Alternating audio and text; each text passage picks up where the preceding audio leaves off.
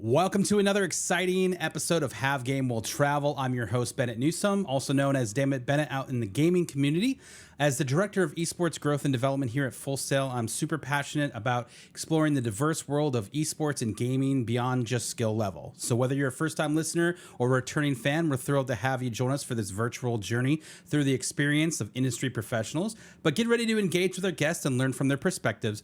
Remember that you can submit questions in the chat. We'll get them featured on the show and get you the answers that you want. But sit back, enjoy the ride as we kick off another episode of Have Game Will Travel featuring my buddy Moog. Moog, welcome to the show, man. How you doing? I'm pretty good, man. Thanks for having me. Absolutely, man. Yeah. So for the audience, I'm Mike Aguilar. You can literally just call me Moog. I'm the Director of Esports and Co-Curricular Innovation for the University of Oklahoma, which is housed inside of our Division of Student Affairs. Awesome. So what does that mean? That's a lot, right? Yeah, that's a lot of words, right? So in essence, I have a similar journey to a lot of our university peers out there where we had a very grassroots origination idea, whether it took the form of a student org or a passionate staff member, and eventually would hopefully find traction and elevate. And so November 10th of this, just last week, was actually my 7-year anniversary of working on this, starting from an R&D phase of saying, what can we do with that? And if we rewind back to 2016, there wasn't many of us, not in any execution. And so, OU no exception. But one of the first kind of staff-led in the region that was purely just staff-led with very passionate students with it. So that's where it's a little bit different on the OU side. But anyway, I am a full-time director. I only do this for the University of Oklahoma as of April 2022, as I was hired in IT doing project management and business analysis out of centralized IT.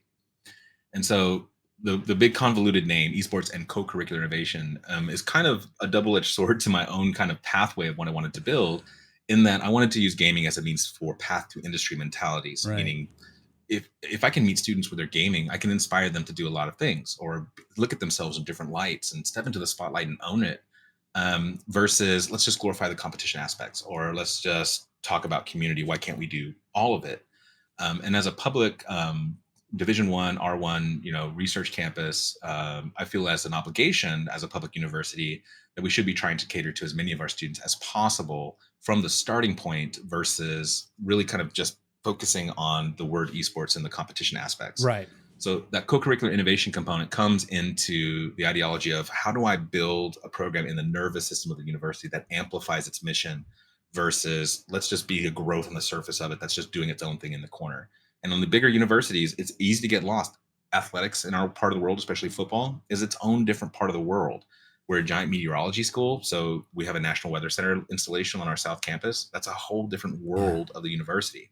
So how do I tap into all of it? How do I encompass all of it? And gaming makes it easy as a topic, but how do we be intentional about saying, hey, curriculum might make sense in your area, Right. or student engagement might make sense in here, or NIL with athletics might make sense in here, especially with like Madden and college football, hopefully next summer. Right. As well as the high percentage of STEM and STEAM tracks that naturally are in like colleges of engineering that could absolutely benefit from the soft skill development of a program like this. So that's the best way to describe kind of co-curricular, is that it's absolutely designed to be agnostic, but 100% intentional on collaboration. Absolutely. Now, with obviously the focus on esports, was that your initial spark, was to enter into that world, or was it really just more of a cross collaboration that esports kind of came into the crosshairs? No, it was, so the story goes that November 10, 2016, the CIO of IT at the time came back from an Amazon summit and legitimately said, what the heck is Twitch? And so that kind of sparked the entirety of saying, did he really just ask that? And how serious are we about answering this question?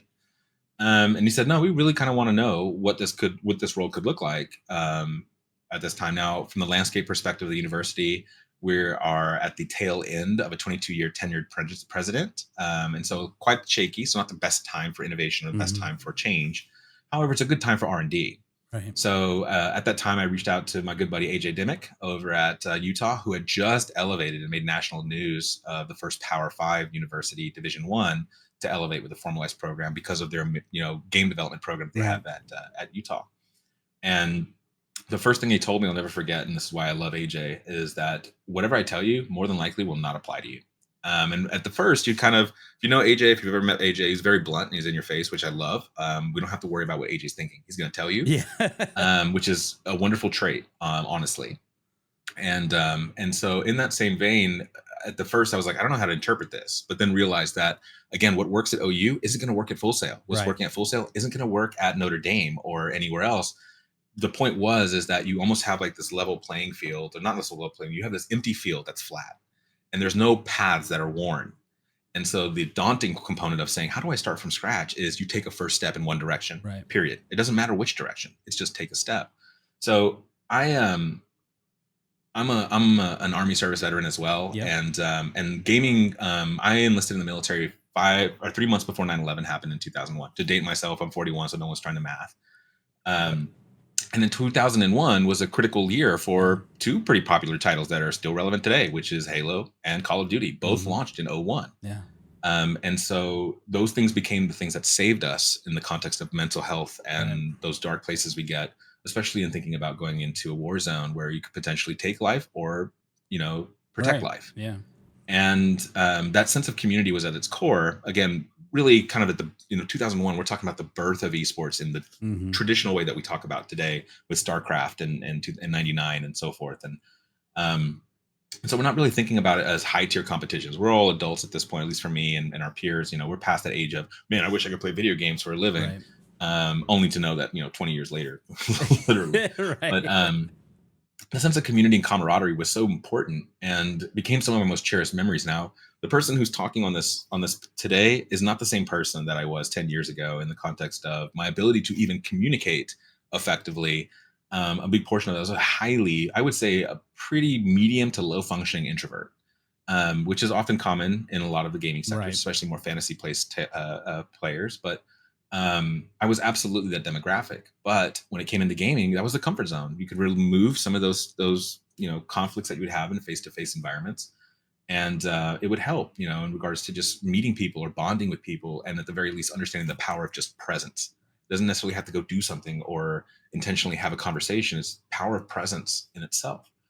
And it's funny because when we get to back to school events every year, and I'm introducing a new freshman class to what we're doing at OU, and there's opportunities and resources and facilities and programs, I always reference the picture in a lot of gamers' heads. And whether you're a fan of Nintendo or not, I apologize, because obviously we have we're not going to go there. Right. But there's too much to talk, but an hour's not long enough. Yeah, we're not going there. But the point is that everyone can relate to a Mario Kart.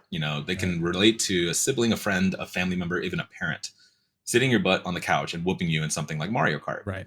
And that starts the spark of gaming. Can be an opportunity of having fun. It can be, for a lot of kids, it might even be their introduction to competition in general, even if it's just more casual of a couch, competition, but it's still competition. Right. And siblings, everybody can lose friendships over Mario Kart. It's like everyone talks about like COD culture, things like this. Mario Kart is the most toxic game of all. You can literally lose friendships and stuff like that. Now, granted, it's easily approachable, which is its benefit. Yep. But I referenced that kind of image because we all started in gaming somehow, whether it was that peer or family member or friend that introduced us to a Mario Kart, or maybe it was, hey man, I'm playing this game called Call of Duty, and this or that, or again, I don't know how the introductions with League of Legends goes, because that's way out there. And if we're really thinking about what's that 1.0 spark of a game, those kind of memories really resonate in regards to the camaraderie that's found in gaming communities. And what really kind of helped me get out of my shell and get past the first kind of barriers of introverted nature and understanding my own power and leadership was actually World of Warcraft. And so I played the tail end of vanilla through Cataclysm, starting out as somebody who's just like, cool, what's this game about? To literally sell my soul to Blizzard Activision at the time, or Blizzard at the time. And actually, we were just having this conversation in a Discord when people were talking about how many hours they put into a game. And so I played it for 4 years, and the /played command, which aggregates all your time actively online between all the characters, was 1 year and 3 months, like straight, if I was just to sit down, which in 4 years literally was 25% plus of that time playing a video game. And sure, you can be like, man, Moog's an addict. Yes, I was at that time. Absolutely. But in that same time, I treated it as my journey in WoW became, more of the focus between me and my girlfriend at the time, now wife. That was that typical, hey, we just got home from work. What are we going to eat really quickly so we can go raid? Right. But then you get put in these positions of leadership where you're now a guild master, or now you're an officer in a guild, or you're a raid leader.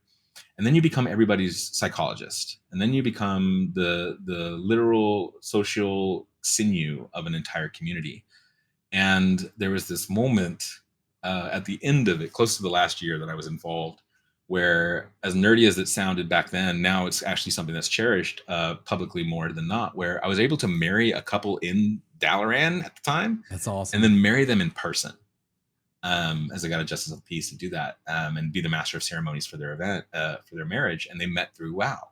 So it was the culmination of it. But the thing that resonated the most, that when I started to sit down to develop OU, there's this picture, and I still haven't found it. I don't know where it's at, but I remember it vividly, where we're talking about the birth of MySpace, the start of Facebook era. So the precipice of everything we're seeing as social media today really didn't exist. Smartphones weren't even a thing. iPhones weren't out yet. Yeah. And we were still in Palm Pilots and Blackberries. But this picture was the first time that this guild had really seen each other face to face. We didn't have those connective opportunities. We were still using PHP boards. We were literally through textual communications almost exclusively, and Ventrilo and TeamSpeak. Yep. And this picture was this perfect kind of statement into what I wanted to build for OU. There is every skin tone under the sun. There's every gender affiliation. There's every religion, blue collar, white collar, 16-year-old and a 40-year-old, international, different regions, all represented organically because of a love of a game. So that became my North Star, my hyper focus of what I wanted to build for OU, and saying that we have issues with gender representation. We have issues with discrimination towards minority demographics. We have all these problems in the toxicity of gaming. And these are all good problems to have, because now we're fixated on trying to figure out how to fix them. Whereas at that time, nobody was caring about fixing them. We just weren't, not in these kind of bigger, silos of movement. Sure. But that picture is this perfect just moment in time where organically a group of 40 plus misfits came together from all walks of life and education backgrounds and socioeconomic backgrounds and said, none of that matters. And this is our golf time. This is our time to disconnect from family, separate from work, do it with my significant other. This was it. And that was significant. That was powerful. That carried me through my 20s. And when we have that instilled at the foundational level of a community, regardless of its intention, then gaming was always the core of what I wanted to build. And from that foundation would inspire being more competitive, being inspired to be a shoutcaster or a producer or an event planner or journalist. It would inspire those roadmaps of more of the esports business side versus starting from the esports business side and trying to build a community after the fact. So that means that everybody that plays video games is an ally, is a friend. Genshin Impact is equally important to me as COD. Right. League of Legends is equally important to me as Pokemon. All of it is, they're equals at this table. And sure, the industry might say, well, this game is going to make more money in pro sector, whatever. It's like, well, I don't really care about that, because the pro sector doesn't fully care about us entirely. And we have a lot of years ahead of us in development of infrastructure to get to that point to make not even necessarily the current state of pro care about us, but to also solidify the foundation that the pro sector will be built on in the future. So to do that is not to focus on winning. For me, it's not about winning national championships or things like that. It is about winning and losing as a team. It is about facing adversity and dealing with it. It is when the students that haven't been involved in a program or a team environment act out because that's the culture they're used to, taking it as a moment and explaining why that's not okay and what needs to change as an advocate, as an ally, as somebody that has been afforded a unique privilege of wearing an organization that's over 130 plus years on their chest and having to represent it in their specific passion. And so helping students understand the call to be something bigger has been pretty much the focus on this journey, to establish them to understand that, how do we make games like Call of Duty less toxic in 10 years from now? How do we get to these points where women aren't debating whether or not they should open their mouth in the first couple seconds of a multiplayer lobby? Right. And how do we arm, each demographic with the right tools to be able to navigate that and be respectful, but also be able to be vulnerable enough to have accountability and then say, I messed up, or this was an explanation, maybe not an excuse, but this is what I'm working on to fix it. At the very least, is a massive movement forward versus some of the worst examples of toxicity in the space. Yeah, absolutely. I couldn't agree with you more, man. And just talking, I love what you said about, with there being such a culture of winning, right? Like everyone's focused on that, where there's so much more to all of this than just winning and competitive esports. There's so much more to it than just that, and I think that's one of the things that I really love about your program and what you guys are doing there. I know recently in the last couple of months you got approved for a new space. Is that correct? Yeah. So, and I can reveal some of that. I can't provide any Okay, examples yet. you I can heard talk it through it. first here, right? Yeah. Yeah. So, there's several things that I'll reveal without going too deep. And again, trusted peer in here. And obviously, I know how our community is in regards to that. But, and that also goes back to AJ's statement of what I'm doing, you can't do. And there's not a statement of challenge. It's a statement of saying, what's your unique story? Yeah. So for 6 years, for the first 6 years, we developed all this completely in virtual. So when COVID hit, we had no loss, Yeah. we had no overhead, we had nothing.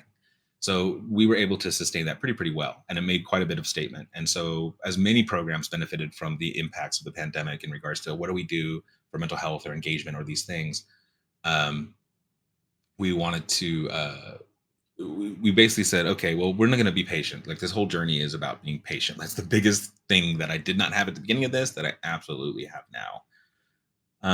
And the first challenge was in 2018 when we elevated from an interest-based student org into a departmentally backed one by IT, which afforded us the first university brand licensing. So in that scenario, I was so focused on that being an MBA and understanding that if I have to walk into a room and introduce myself to a potential alum sponsor or sponsor in general or corporate sponsor, I don't want to spend 15 minutes trying to explain my place at the university.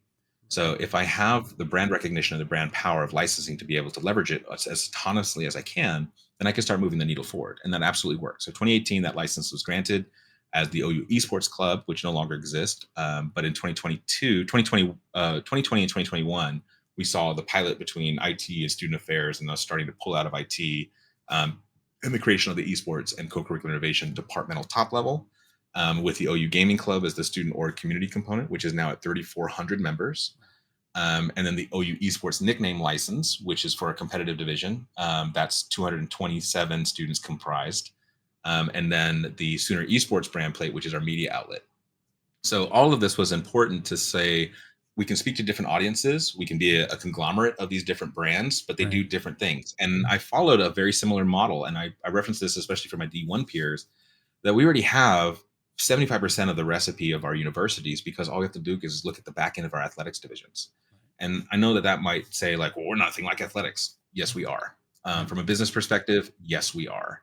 The culture that we cater to, absolutely different, but the business backends and processes, compliance, legal documentation, licensing is exactly the same. So why recreate the wheel? What you should be looking at is, instead of creating a wheel, figuring out which new tire you want to put on it. Right. And so getting us to 2021, 2022, as we moved into student affairs and got the backing of the Dean of Students and VP of Student Affairs, we were basically granted preliminary space inside of a facility called Cross B, which was a dorm that was built in 2018. I think this is a 250 to 300 bed capacity dorm, but it's a kind of a square complex, and there's 4 buildings that they're just separated. Okay. There's one at each corner. So Cross B is the northeastern building. And so in the first floor, these dorms, for those that are familiar with scholastic developments, probably one of the worst examples was what's called a 3P development, or a triple or 3P, which is private public partnership. So you saw OU do this as one of the worst examples. Texas A&M did this, where they leased out land from the university to a third party. They built it and was more like the luxury dorms opportunity on campus. And so the space that we took over was a Lululemon store that lasted for a total of maybe 8 to 10 months. And then also on that same side of the wall was an extension of our health services for the campus, which was essentially an AM/PM clinic. And so we took over as is. Now, we sat on that for about a year because we tried to sit there and try to move it for renovation and dealing with all the red tape of trying to get that going. And so that was the 21 to 22 era. So we got into the beginning of this calendar year, and my boss, who I absolutely love, shout out to Bryn Daves, said, okay, I'm tired of sitting on this. What can we do now? Yeah. And I said, okay, once again, if you're serious, let's go. So we contributed some funding from alumni and pulled together our resources that we had without the university's help on purpose for strategic intent that I'll get to in a minute. But we outfitted that space and opened it at the first week of school this year that was week 3 of August, essentially. So a small lab, well, basically a small lab, mostly console right now. But we pieced together stuff to get in regards to like having a dedicated team room that actually Right. has consideration, dedicated console space, dedicated production room with green screen, dedicated streaming and VR room for our streaming entertainment division, our department, and then our media news pit, and then a venue, or I basically call it the clinic is the development side, which is all the space I just labeled, and then the venue is more of the communal gym space Right. that is be open to the campus. So the venue itself, or the two sides comprised, is about 3,500 square feet. However, in renovation, you're looking more at closer to 5,000 square feet, Okay. Awesome. which should be on track in the next, I'll say, just to keep it open ended, the next 2 years or less. Um, it could be tomorrow, but it could also be 2 years. Yeah. Right. D1 schools, who knows? Yeah. Hey, But inside I of that, the understand. I point, understand. the point of that space was that after having mentored peers at other universities and hopefully trying to advise them about how to utilize their space as best as I could see if I was going to build a space, many of them obviously said, okay, I hear you, Moog, and this did their own thing. And I did not want to make that same mistake. So like Full Sail having a full arena, a legitimate arena, it's 360 design, giant jumbotron, it's beautiful. But that's for all intents purposes a textbook definition of an arena. Right. Versus some schools that are doing like a shoebox, rectangular design, calling it an arena, but only turning computers sideways like times 6, and then having seating for maybe 10. That's not an arena. And so naming it is really important to me, because again, once we name something, it's kind of the fact, the way that you introduce something to someone is often hard to rewrite. And so making sure it's intentional. So we're going to call this a complex for all intents and purposes. Because for Division I school, I have a ton of other facilities on campus. And if I have a giant computer lab, I can easily transport stuff for those one-off events when I need it. Right. Ideally, I want my own stadium. However, that's just not in the books yet, nor does it need to be. I would just be hemorrhaging money at trying to keep the lights on and maintain that facility versus utilizing, especially in this part of the country still. As close as I am to Dallas, which is only 2.5 hours away, I am absolutely not Dallas. Right. So anyway, we have I would say 45 to 5,500 square foot complex coming in the next 2 years or less. And inside of it will be anywhere from a 30 to 40 PC lab space, at least 2+ team rooms, 3 team rooms or more, dedicated studio room, dedicated streaming and VR and mocap room. And then also basically co-working spaces so that we can leverage it properly. So, but I'll go ahead and reveal this one now as the first time that we're formalizing it a little bit further. But we also have preliminary approvals for dorms. So the athletic village concept of a D1 school is now here at OU, is coming very quickly in tandem with this space. Since we're already in a dorm, it makes it really easy for us to kind of commandeer that dorm over time. Absolutely. But the nice thing that I love about this is that most people will think like, yeah, this was really cool. And this is genuinely the first time I've been absolutely jealous of incoming freshmen. Of thinking about, man, introverted Moog and 18 years old having an entire community of us, like, holy crap, I would have probably been a very different person versus who I am now.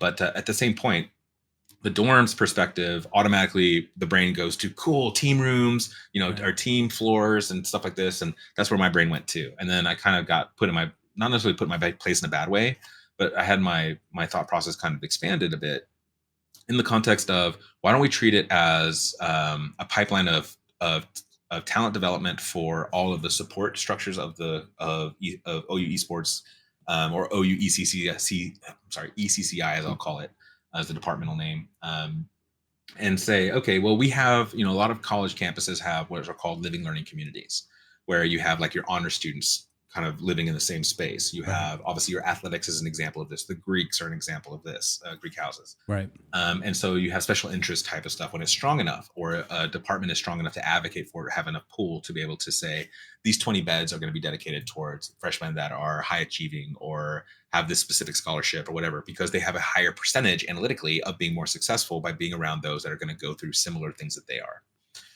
So gaming is this unique opportunity because it's so dynamic. We can't define a gamer by anything but breathing human. Like, you can't define it by gender. You can't define it by anything else. You can stereotype a little bit based on what plays, but you can't really define gamer as a general term by anything other than human. So the idea with the preliminary dorms will be to be intentional for freshmen only. That's focused on saying that, hey, we didn't recruit you. we didn't really have involvement in getting you to OU, but maybe you're interested in gaming for Right. all those kind of students that don't understand that or don't have those K-12 programs or things like that. And then use it in tandem with the learning living community. You build curriculum and you build stuff for that RA to execute. So that would allow them to basically be involved in our program in a context of, sure, promoting all the events that we're going to naturally do. But even further than that, running your own production as a one-off, running your own as a caster as a one-off, being a streamer as a one-off, doing motion capture, VTubing, and augmented reality production as a one-off, being a member of a team and competing as a one-off. So you get immersed into the entire department. And if you're interested, then one of the other things that obviously still continues to be a narrative is obviously scholarship. Scholarship's important. The cost of education is only getting more expensive. But what I value and really the thought process of it is that if I can focus the academic portion of OU on getting them in, then I would much rather focus my resources on giving them a job while they're here as early as their freshman year. So if they're living on a floor that's immersing them in everything that OU ECCI executes on, then I'm going to have a constant flow of workforce that is on payroll to the sum of 20 to 40 students at any given time. So that means that they're generating a resume that would produce a letter of recommendation at the end of it and job experiences that can translate from what they're learning in the classroom to what they can learn outside of the classroom and have those moments of failure, of learning, of stress, of workload, demand, accountability, and literally develop those soft skills and professional skills for 3.5 years before they even graduate, making a much more solid product as a student who leaves OU.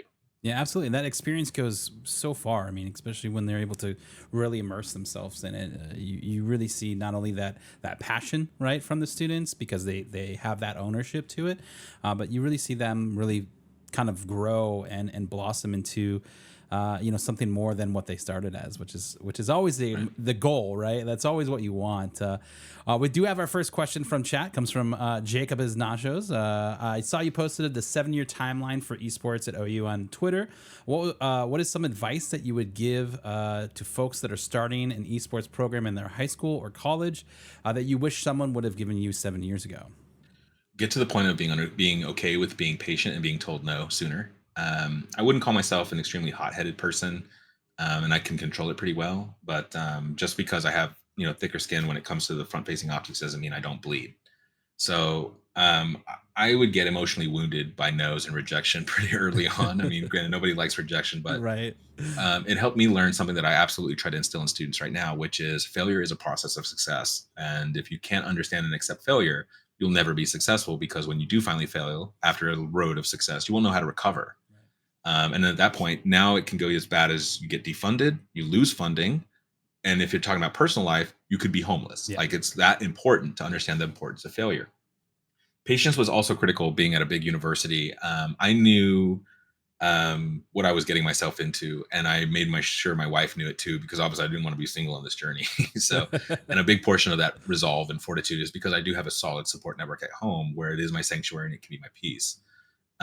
But I think the one thing that I would tell myself 7 years ago is that nobody's going to care about this more than you, as the originator. And that's an important lesson to take home, because as inspiring as it is, maybe it's like, oh my God, we got these 100 students to come up to this event. Great. At my university, having 100 students at an event is an average. Yeah. Because of 30,000 students on campus, and there's an interest for everybody, and you're splitting focus with them on top of everything outside of the university. Meanwhile, you're selling a massive stadium of football, selling that all the time. And so I can't compete with that. But at the same point is that own your journey and make no excuses for the journey's failures and successes. So that means that you need to own your moments of being a champion of something.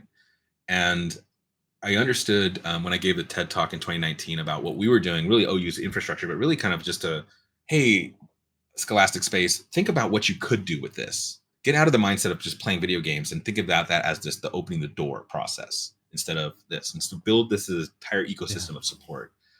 And when I went back and I watched that TED Talk, that was really kind of me shedding the last bits of super low functioning introverted nature, and really kind of appreciating. My cadence was all over the place. My vocal inclination was it. I was really trying to slow down my speech. And I literally did the Eminem scene and threw up on myself right before it. So the anxiety was absolutely there. But when I rewatched it and got past the critiquing of the little things, I started to realize that my voice isn't about me. It's not about me at all. I'm just the face and the voice of it right now, but it's not me. It is 3,400 members in this community that I'm speaking through. It is my Yeah. peers at other universities that I'm advocating for it in my region. And it's the importance of that. I can't do things like Red River Rivalry without UT here. But UT's still not here. It's Longhorn Gaming. I'm doing Bedlam this weekend, which is the 6th annual with Oklahoma State, but it's not OU versus Oklahoma State. It's OU versus Gamers of OSU, a student org. So if I don't own that in the context of everything that goes with it, this program will never succeed. That means that I have to take those fights. I have to take those struggles of the industry itself and take ownership of it. It doesn't mean I have to be a fan of it, but I have to be critical of it in the right ways and not just run my mouth. I have to go and show it. I have to do the work and say, this is what worked for us, not a theory about what worked. Here's what it worked. Yeah. And so you can find it all the time. And this is absolutely me calling out my peers in the space. Stop talking and start doing. Yeah. And that's it. And there's plenty of great executors in the space. There's tons of them. Full Sail has a great one. I'm obviously talking to one. But, Jacob in the chat here, Sari over there as well, also amazing champions and advocates and allies. And so, but we can name so many that are doing it well, but we can also name so many that are kind of like just screaming at the wall for nothing. And you're going to find that one of the biggest mentalities that I had, and I learned this one pretty early on. So this is the one that I absolutely would empower everyone else to have, especially if you're not at that administrative buy-in level yet. So the journey started with us asking the director of fitness and rec, and basically said, hey, can we get sports club designation as esports? And she said, no, we just changed our vernacular and our mission statement to basically include the verbiage non-sedentary based activity, because the chess club had put so much pressure on them because they had gotten to national championships. So in that moment in frustration of learning, again, taking rejection and grace and really trying to understand what I can do with it, I realized that a no does not mean stop. A no just frees me from caring about what someone thinks, because they've been offered the opportunity of being involved and investing and they declined the opportunity. But then the other half of it that is equally important to freeing yourself from someone else is the ability to integrate them back in when they finally do care. So once that timeline runs and I've proven that we can do these things, and now they're finally taking interest, it's not a I told you so moment. Yeah. That's the pettiness. Yep. You don't do that. You go back and say, cool, we've been waiting for this time. Glad you're here. Here's where we left off. We built this program to integrate, doing these things. What do you think about that? And integrate them into the conversation immediately. Don't create that wall of pettiness and create that wall of dismission just in your passive aggressive nature or microaggressions or anything like that because of the resentment of the no that might have come years before. It's inevitable. Mm-hmm. This is a topic of inevitability, and it's still a very infant topic. So as an entrepreneur, as somebody that's innovating, as somebody that's starting something new, that journey is hard to translate to anyone else that's not doing the same thing. And that's what it means by no one is going to care about this as much as you will. So own that. And do not make concessions for it. But that means that you are going to sacrifice. You are going to put in that sweat. You are going to put in those long nights, and you need to make sure that you own it. Because if you don't, then you're going to be at 10 years, 15 years, constantly looking back and said, I wish I did this or I wish I did that, when you could have just done it in that moment and get to it, and then find who your allies are. Even if you have no allies, the point is you knock on the doors, because if somebody on a university campus holds the keys to this workflow and they tell me no, so yeah, okay, I'm not going to be disrespectful towards that, but your area means that you can only do these things in this scope. And so before your department and for you're bound by university law, you have a massive ton of gray area with hopefully a good ethical moral compass, but you have everything that you need. You have legal compliance documentations and handbooks. You have standards of workflows and things like IT and stuff like this that are published or in repositories for student knowledge or things like this to help troubleshoot stuff. You already have the answers to 75% of all your issues. It's just a matter of putting those things together, literally like a lawyer sits down and pieces things together to figure out what is the due process proper that does stick in a courtroom or does stick into an execution of productivity. So, but those is really, really about saying, own your journey. Nobody will care about it as much as you. And that's both your curse and your privilege and and really your passion, if you're truly passionate about it, and it won't matter. And I love that, though. What you say, it has such an impact, because it's so easy to be a gatekeeper when you have invited someone in and they go, no, we're good, and then finally they come around and you're like, well, I don't know, but checking the ego at the door and being like, this is why we do this. I think that's such a such an important thing that, sometimes we forget, we need that reminder to be like, hey, you know what, this is for the greater good. Right. But I can't gloss over the TED Talk, because I feel like that is a very rare thing, man. Like, Sure. you got to give a little bit more info. So talk to me a little bit about the TED Talk. Not everybody, the very small group of people can say that they've done a TED Talk. Tell us a little bit about yours. First of all, I still can't believe I've given one, even 4 years after the fact. It's still surreal to me that you can go on YouTube, search my name, and there's literally a TED Talk logo. And so that TED Talk came because I got pushed by my boss at the time. I'm getting emotional because I love that dude. But it's probably one of the first bosses that I had that I absolutely adored. Nothing that I probably wouldn't do if he came knocking and asking me for something. And he's still at OU today, and we do have catch-up sessions. That's awesome. But anyway, so that TED Talk, I got pushed to do it and said, hey, you should just talk about how you're building OU's future esports program and what you're doing with the student org at the time. So at that point, we had just gotten close to our 1 year anniversary of being a departmentally sponsored student org. So we had the OU Esports Club. And so for those that didn't see that timeline that Jacob referenced, we started as the Esports Association at OU. That's the interest-based student org. 2018 became the OU Esports Club, the departmentally sponsored student org. And then 2021 became the Department of Esports and Co-Curricular Innovation, where that student org that birthed the department now becomes sponsored by the very department it birthed. So literally taking care of itself. Yeah. And self-sustaining from a cultural perspective.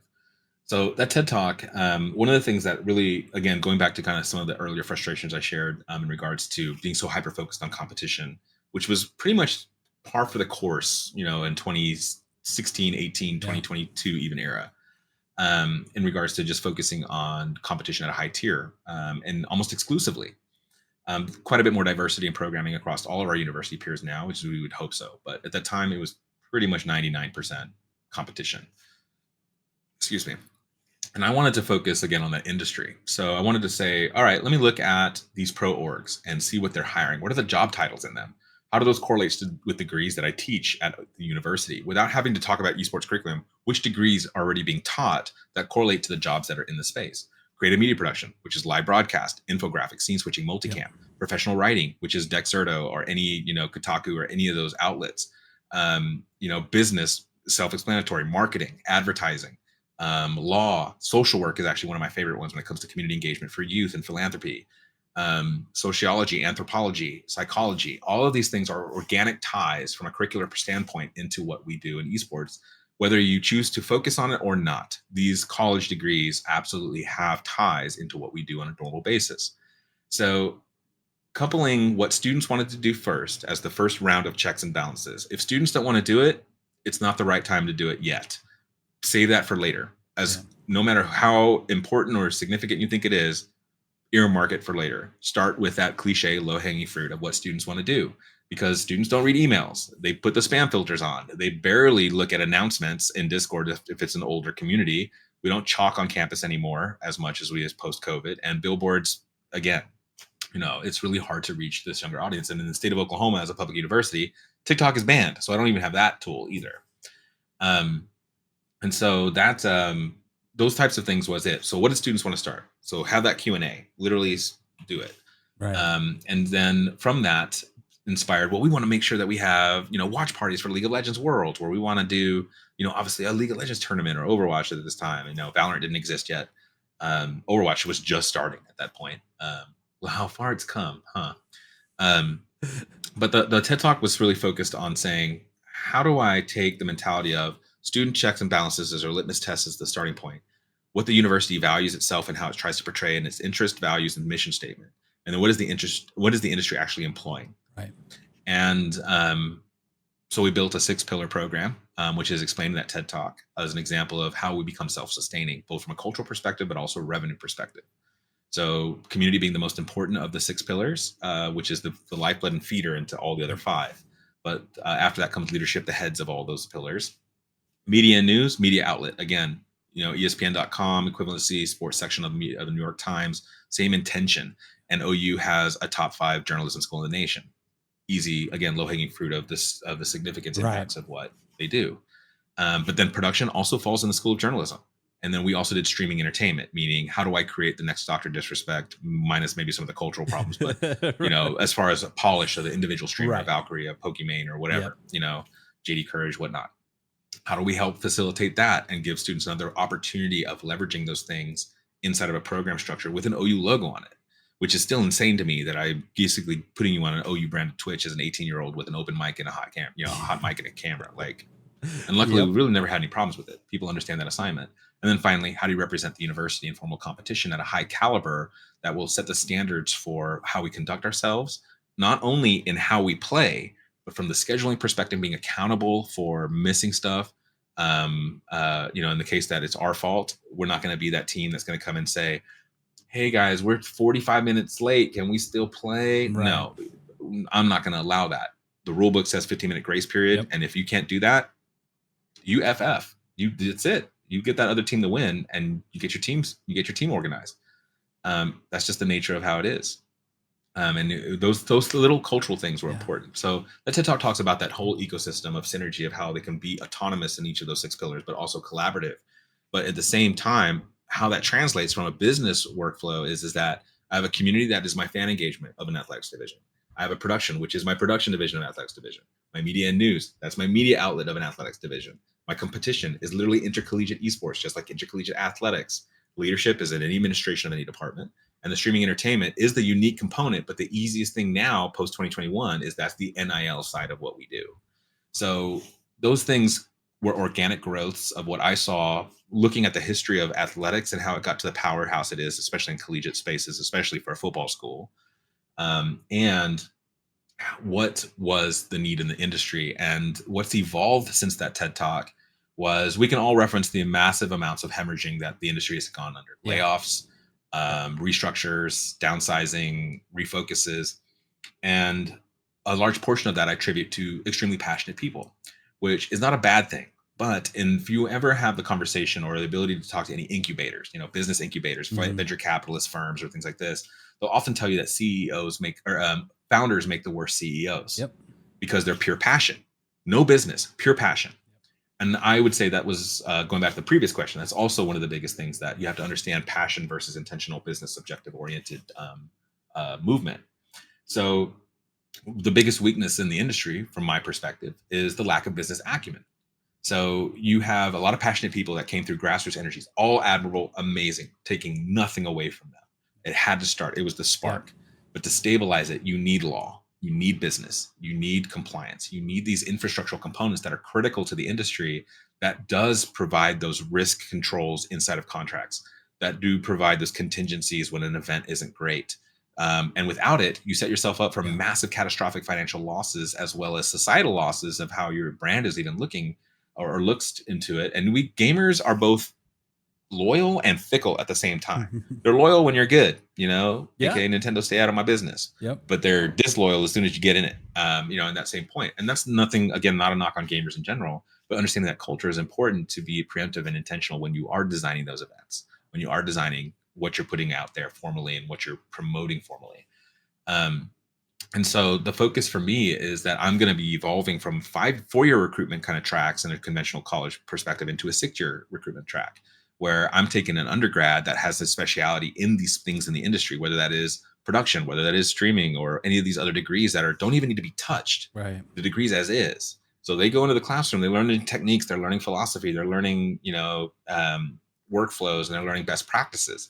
I'm giving the place for them to exercise those things before the world demands is put on their shoulders and they have their household or anything else, livelihood, on them post-graduation.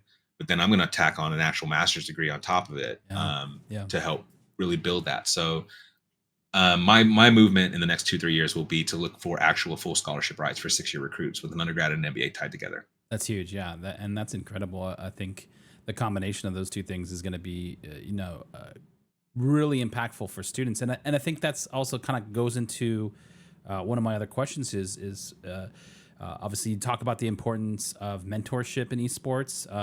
How do you approach that with your role? And I feel like even talking about this 6-year track, that is a lot of mentorship involved in someone getting into that scholarship route with you. So can you touch a little bit on that? Yeah. So mentorship, this is the first semester where I actually have student staff. So I have 2 GAs, both MBAs. I just alluded to why. But both MBAs. Now these 2, I'm actually planning on, hopefully we can employ them, but they're intentional. Their roles will hopefully be employed. Right. So, but both of them are byproducts of almost 3+ years of mentoring and helping them shape to understand how the world looks from my seat, where one of them specifically, he and I had butt heads early on because he thought it was him trying to combat me to convince or to provide resources, when it should be us trying to figure out how to sway opinions at the university or opinions societally, to help us have a stronger place and a louder voice. Once they became aware of how that worked and the nuances of that political fight, as well as the cultural landscape in the university, as well as the optics of how it looks like when we really try to put ourselves in the shoes of our parents or grandparents or those people in those positions of power and what they actually value in metrics or KPIs or whatever. Um, those are those life lessons where you can learn that in a classroom in an MBA all day long about the importance of a KPI or a deliverable or an analytic or a metric or a rubric. But when you're doing it where a student is passionately trying to fight for something, it is literally the Mr. Miyagi, I taught you how to paint a fence. Now show me how to paint a fence. And you throw a punch at their face and they're able to block it because they learned how to block a punch. So a lot of times that's the gamification of the classroom mentality that we're seeing so much in K-12, especially in regards to how do we make the classroom more fun and more immersive without being so fixated on learning that the context of learning is what gets in our way of the actual learning process. Because, oh man, teacher's on her thing again. We got to learn 2 + 2 today. Versus, hey, we're gonna play this game that's gonna basically teach the same lesson. And so it doesn't matter if you're 4 years old or 18 years old, or 41 years old. So I'll throw myself in that same bucket. You know, how people are taught obviously varies from one person to the other. But when it comes to gamers, the most hysterically ironic thing is that gamers are wired to sit there and play a game where they fail multiple times in a single multi-hour session. Yet they can't deal with failure in the real life. And I was like, you guys were trained for this. Like, you have no idea. You've been a gamer since you were 4 and you're now 20 in front of me. You had 16 years of failing every day playing video games. And now that you're facing the real world, you're not bouncing back the same way. Why not? And a lot of times having that deep dive of just correlating that moment of that little Mr. Miyagi translation moment, it snaps, it clicks. And they're like, you're right. Holy crap. Like, I'm way more resilient than I thought. He said, exactly. You got to have some patience when you're just getting into Zelda. You got to work those problems. You got to, you have to be able to critically think and do these things. And we all gamers, the majority of gamers do these things very, very well. They just don't apply it outside of the game because they've siloed it off. And that can be a protective measure too, as their escape, but also it is a life skill that can translate when you properly structure it and present it back to them with the right context. So mentoring is literally why I love what I do, mainly because I think every educator can agree when you see the spark in someone else because of that sharing of knowledge or that sharing of perspective, not to say that this is the way that you should live or the way that you should do something, but it is a pathway to try to live or a pathway to try to do something. And allow them to kind of take that and integrate it into their own persona, character type, body language, and everything else, and then see where they fail, see where they succeed, or see how they adapt is probably my most gratifying thing, even without a thank you or anything like that. Because the point is that I tell parents this all the time on the recruitment journey. My job is to make the parents worry less. Like, if parents are worried less when they're here, I'm doing my job when it comes to the household support infrastructure. So the parents can just focus on celebrating their students or helping them get it back up when they're down, which I'm still going to do some of that too.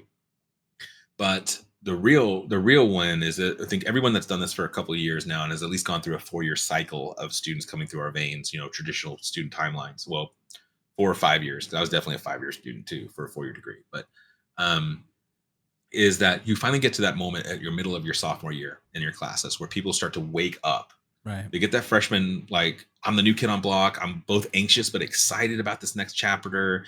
But I'm still kind of a hermit after that kind of rush of back to school. You get through a year. That year was either good or brutal. Either way, I've learned some lessons. Now I'm a dramatically different person already just in 1 year interval. So then I'm getting through my first sophomore year and I'm like, okay, now I'm bored. So now let's get active.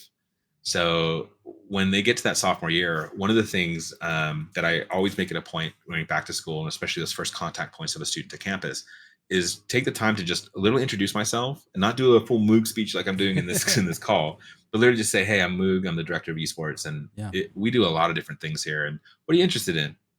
I said, "I don't know." And it's like, "Well, why don't you think about that a little bit? And you know how to reach me. Like, are you in a Discord? Great. I don't want to pressure you. I don't want to overwhelm you, but just know that this place is your home too." Yeah.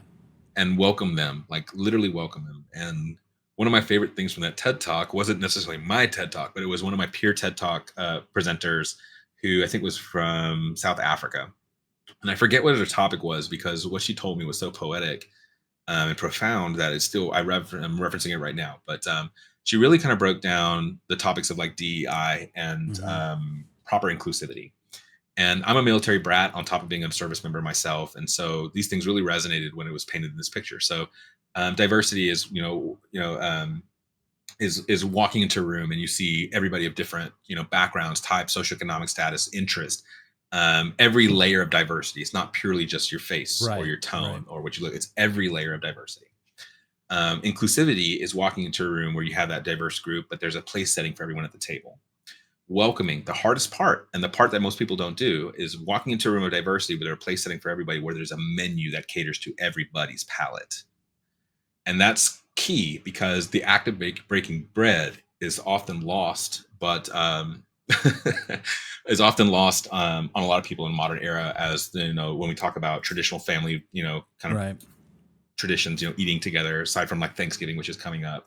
It's not very common. Right. Or it's not as common as it used to be in the households, 90s and older. But that act of breaking bread is significant because even the worst of enemies can be civil for a moment because they have to, fuel their flesh. They have to eat. Even those with disorders have to eat or try to eat. And that same thing is how I structure the community, is that the community pillar itself, the roles in there are called ambassadors. And so when a student comes into our Discord and basically says, "Hey, why don't we have an event for this title?" then they've basically outed themselves as becoming an ambassador because they have an interest in the title that we don't cover. And if one student has interest, more than likely more than them do.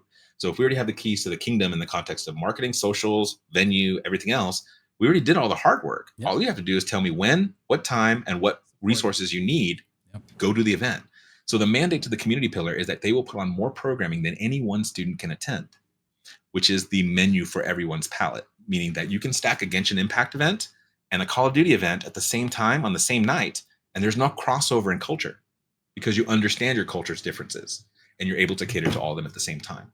So that is still one of my favorite examples of proper inclusivity and proper welcoming, because I had that household that if you walked into this and my mom was offering you food and if you said no, you're not getting another invite. Yeah, that's you gotta eat, done, bro. It's literally because that food is that act of love, is that act of welcoming, is that act of warmth. And so that was my favorite memory from that TED Talk. But that's what the TED Talk was about, was program infrastructure and really a challenge to higher education to say, just look at everything. Yeah. Just step back and look at everything. If you're already kind of hyper focusing on one thing, then it's probably a good indication when you realize it, just take a step back and just say, what else could make this better, instead of just continuing on that path. Because you're in an open, flat plain, and you just developed this road, but there's still 270 degrees in the other directions that aren't developed. So what are you going to do in those directions? I love that. I feel like we're going to have like a part 2, because I have a million questions for you, and we're only on like the 4th one here. So we're almost at an hour already. So obviously I want to give you a ton of time to like promote where people can find you, how to reach out to you, how to connect with you, all of that. But I do want to try to hit on a couple more questions. Sure.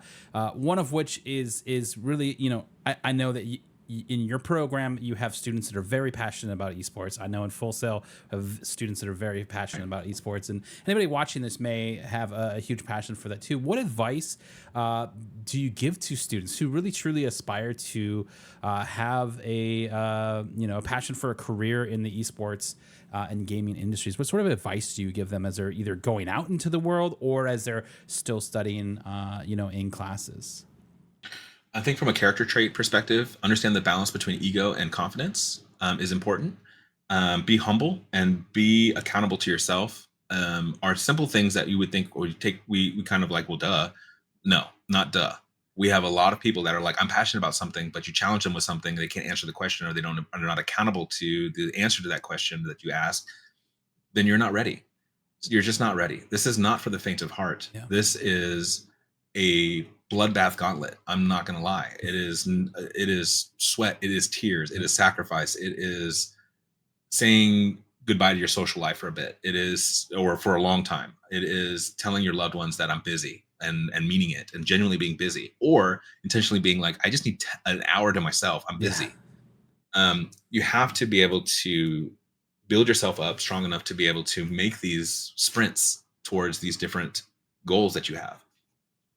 I would balance between knocking on everyone's door and just making decisions on your own. Everyone that's in these positions like mine, and even like yours, we're first generational.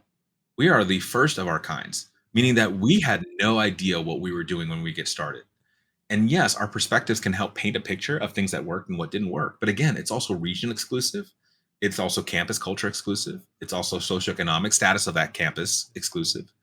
And it's also determinant on the missions of the university. There's so many different layers that will just not correlate from one to the other. So sure, balance the feedback and reaching out to peers in the space to an extent. Do not let it be your compass. Let it be maybe a portion of the compass, but not the needle itself. Yeah. And then the other portion is the confidence component is really be willing to take risks within reason. And if you say that this is a good idea, try it. If you fail miserably, then learn from it and continue to get back up. Even if it sets you on your butt for a month, that's fine, but you got to get back up. Yeah. Every single day that I do what I do, and especially in the first couple of years, was riddled with more failure than success. And every day still today has failures on top of its successes. And I wouldn't even say that there's days where it's more successes than failures. It's pretty even. And I would say that on my trajectory, even at 7 years of OU, once this venue gets built, I will be at the 50% mark of what I dreamed of at the 2016 start of all this. So I'm not even close to what I want to complete with this before my time is done here.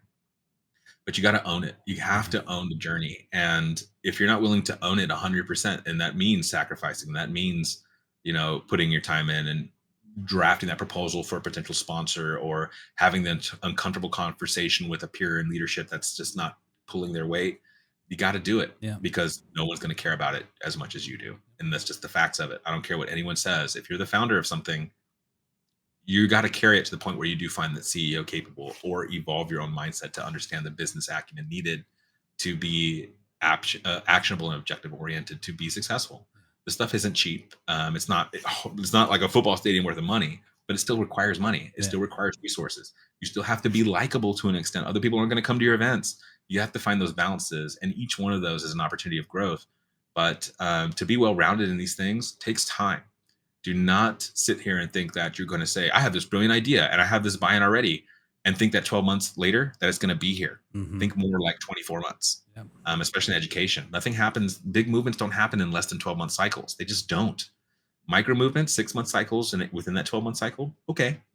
But that facility, 3 years in the making. 3 years in the making. This department at a Power 5 Division 1 Tier 1 research public university institution, 6 years before, 5.5 years before it was departmentalized. Understand what you're asking yourself to do and own it. And there's no shame in stepping away from it either. But if you're not willing to own it, then don't. And if you are willing to own it, then do. Absolutely. Yeah. Great advice. And obviously the collegiate space has been growing at almost an alarming rate, right? What do you kind of foresee as the future and kind of the trends coming in this space? Because I think this is the $1 million question, right? The swear word of a 4-letter organization of governance will be an inevitability. It has to be. And there's one glaring reason. And we can, again, attribute history. This should not be a surprise for anyone when they think about history. When people start to invest in something, they want to protect their investment. So if you are investing hundreds of thousands of dollars and eventually millions on average into a program budget, into scholarships, into recruitment, into national championships, or those things, you're going to want to win. You're going to want to win in a fair place. You want to be able to grade yourself against other universities so that it has weight. And that requires governance at the top level. It just does. And it's an inevitable path. And so you're going to see the bigger universities, I think, eventually, and I would still say 3 years out in a big scale, 2 to 3 years out.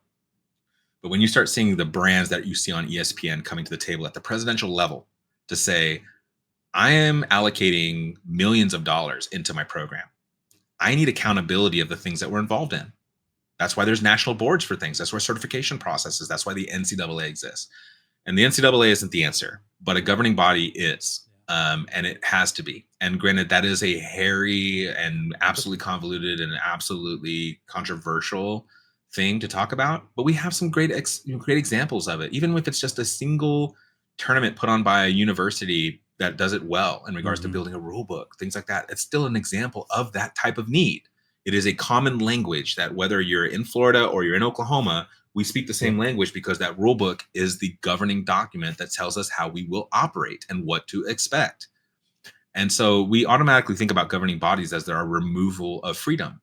And sure, there is an extent, but the point is if I'm going to sacrifice some freedom, what am I going to gain in return? Is the conference itself going to be more prestigious because there is standardization? That's a fair trade.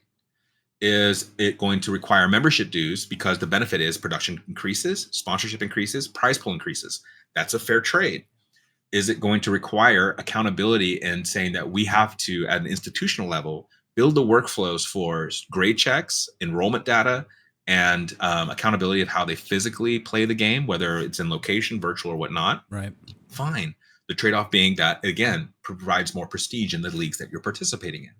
The time will come more and more as more and more money is getting poured into it. Because if I'm a university president and I say, hey, we're going to fundraise. I just saw that we just fundraised $6 million for a complex and a program, or even 1 million. Let's not be six. Let's just go 1 million, 100,000 even.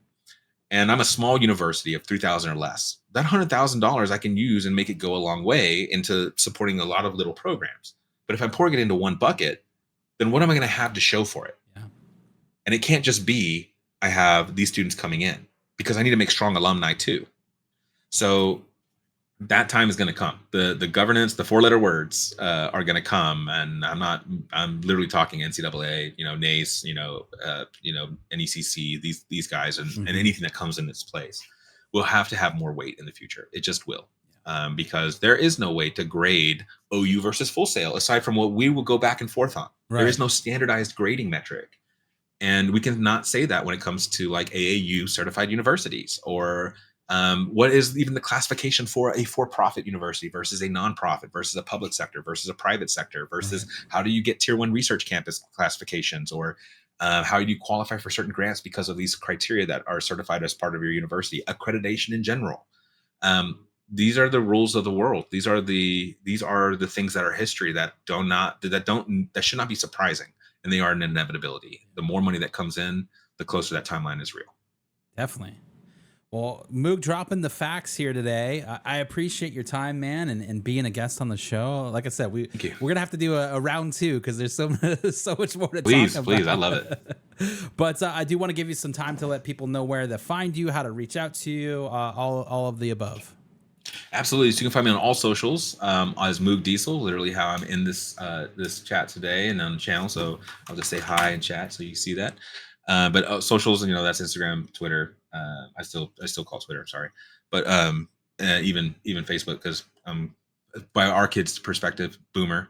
Yeah, so you can find me there. As far as websites and things like this, Sooner Esports is our media outlet. So SoonerEsports.org and then ou.edu/esports for program oversight. But yeah, as far as something that, again, if you're just interested in the Midwest and what's going on for this weekend, we do our 6th annual Bedlam with Oklahoma State, as our 2 Power 5 Division I universities in the state. This year hosted at Oklahoma State in Stillwater. And we do a 2-day event, and on Friday, tomorrow, in fact, this is where I was coming from today. We're doing it at the Children's Hospital, raising money for kids in need, right in OKC, and in Oklahoma in general. And then on Saturday, we host it inside of Oklahoma State's Union, which has been amazing. So as pleasures, I want to plug my OU students and my amazing students that inspire me constantly.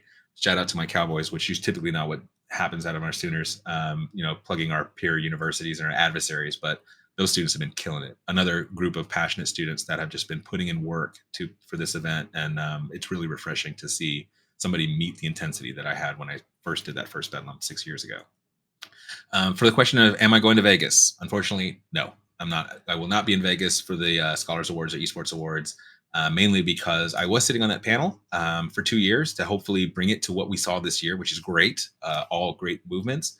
But this is now the sprint for me to build OU into the very formal, front-facing, and very public-facing space. And so that venue is key to that. Curriculum is key to that. Those dorms are key to that. And it all kicked off with quite a bit of intensity as of May. So I had stepped down at the beginning of April in anticipation of it. And so all my time, resources, financials are tied up in finally bringing OU into the next chapter. Or definitely excited to see you guys continue to grow. And again, thank you for being on the show. Our next episode will be November 30th. So tune back in. Make sure you have the notifications on. We will see you next time. And thanks again to Moog. Have a great evening.